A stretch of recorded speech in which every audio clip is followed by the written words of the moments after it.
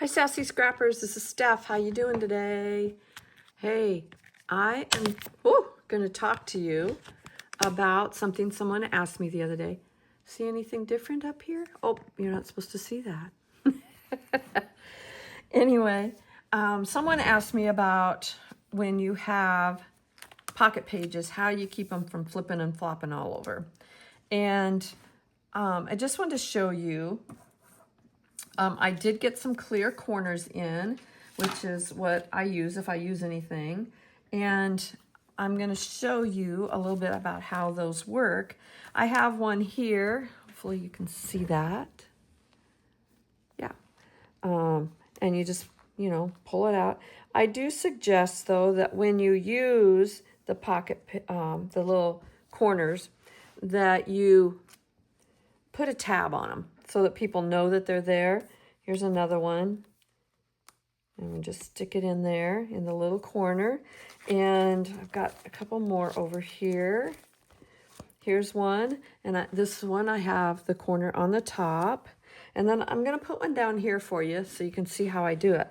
Now, I purchased these and they come in a huge package. So what I'm going to do is I'm going to sell them by the sheets, because you get 2, 4, 6, 8. So you get 16 corners on one sheet. And I'm just going to sell you a sheet for $1. So that, you don't have to have gobs and gobs of them. So if you want a whole package of like 300 of them or 200, I don't know what it is, 260 of them, you can get those as well.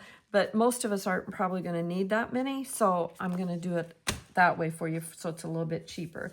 And they come on this sheet. And what I suggest doing is first putting something in the corner, because there's a little pocket like here. Okay, so I've got my scissors in the corner. Then I suggest taking that top layer and just cutting it just a little bit, down a little bit, and then across. So make sure you just have your top layer though, not the bottom one. So what that does is it makes that front little piece, if I can get under there where I cut it, that front little piece a little bit lower. Whoops, I've gotten them quite a bit lower there. Cuts that across there a little bit lower so it's easier to get that corner in there and not hit the outside. Okay, so then I'm going to just stick my finger in there and pull it off the sheet. And then I'm just going to stick it over, probably my hand's in the way, stick it over the corner where I want it. And that piece that I cut off stuck to the bottom. Okay, so put it over the corner where I want it, and then just stick it down, okay? And you can't hardly see it at all. I could have maybe gotten that up a little bit further, and then it just pulls out.